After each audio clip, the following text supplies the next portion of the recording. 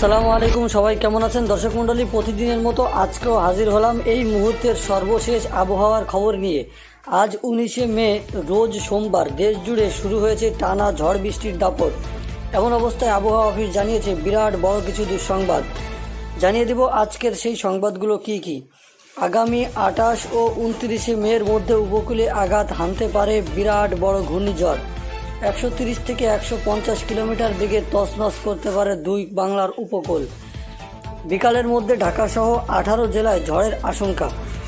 বিকালের মধ্যে রাজধানী ঢাকাসহ 18 জেলায় বজ্র বৃষ্টি সহ হতে পারে বলে জানিয়েছে বাংলাদেশ আবহাওয়া অধিদপ্তর।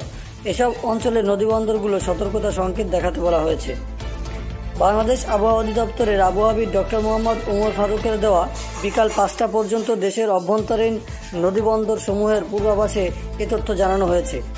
আবহাওয়া অফিস জানায়, বিকাল 5টার মধ্যে রংপুর, রাজশাহী, পাবনা, বগুড়া, টাঙ্গাইল, ময়মনসিংহ, ঢাকা, ফরিদপুর, কুষ্টিয়া, যশোর, খুলনা, বরিশাল, পটুয়াখালী, কুমিল্লা, নোয়াখালী, চট্টগ্রাম, কক্সবাজার ও সিলেট অঞ্চলসমূহের ওপর দিয়ে পশ্চিম উত্তর পশ্চিম দিক থেকে ঘন্টায় 45 থেকে 60 কিলোমিটার বেগে দমকা অথবা ঝড়ো হাওয়াসহ অস্থায়ীভাবে বৃষ্টি অথবা বজ্রবৃষ্টি হতে পারে।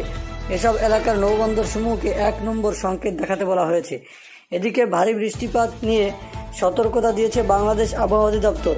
সংস্থাটি জানায়, সক্রিয় সঞ্চালনশীল মেঘমালার কারণে সোমবার অর্থাৎ 19শে মে আজ সন্ধ্যা 6টা থেকে পরবর্তী 72 ঘন্টায় রংপুর, ময়মনসিংহ এবং সিলেট বিভাগের কোথাও কোথাও ভারী 44 থেকে 88 মিলিমিটার ঘন্টায় 24 ঘন্টা থেকে অতি ভারী বৃষ্টি হতে পারে।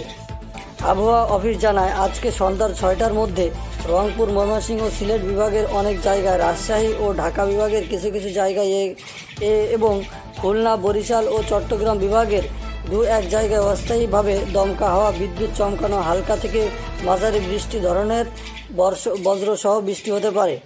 সেই সঙ্গে রংপুর, ময়মনসিংহ ও সিলেট বিভাগের কোথাও কোথাও মাঝারি ধরনের ভারী থেকে ভারী বর্ষণ হতে পারে। জানিয়ে দিলাম আজকের আবহাওয়ার খবর। পরবর্তী খবর জানা পর্যন্ত আমাদের চ্যানেলটিকে সাবস্ক্রাইব করে ভিডিওতে লাইক দিয়ে আমাদের সঙ্গেই থাকবেন। ধন্যবাদ।